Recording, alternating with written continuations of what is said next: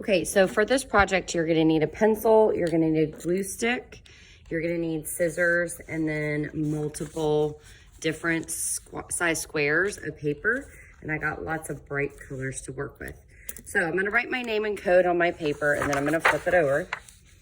And there's different ways that you can do this. So we did Japanese Notans before, and when we did it, what we did was we took a pencil and we drew a shape, and then we cut it out, okay?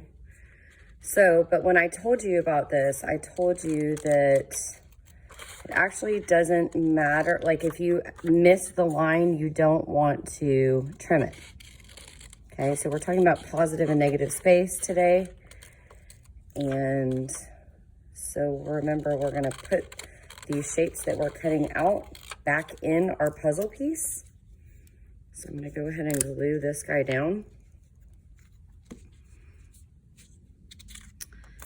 I'm gonna do that first because I think it'll be easier. And then I'm gonna put all my pieces of my puzzle back in. So I have to make sure the pieces turn the right way and it works. Because if it's not turned in the right way, it won't completely make a square again. Nope. Sometimes it's hard to figure out.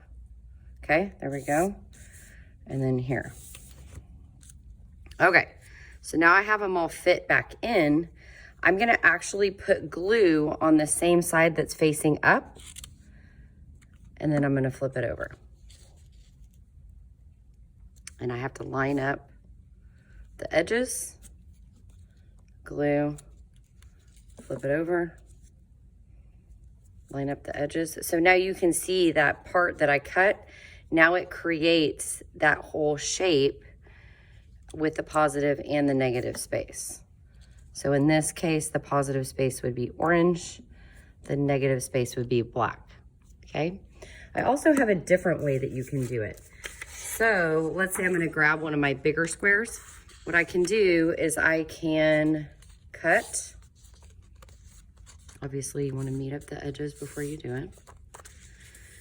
And I can actually cut a shape, like if I want a shape on both sides. Remember, you don't want to trim, so if you mess up the shape, it doesn't really matter, okay? So now I've got two shapes here. I never used a pencil for this guy.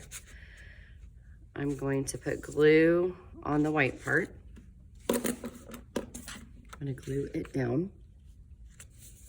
And for this, if your shapes end up coming off of your paper, it doesn't matter either. You just have to make sure it's glued down.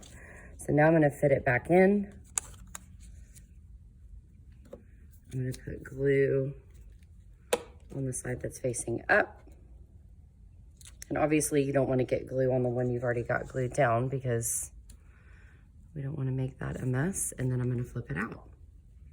So those are two different options of ways that you could do this.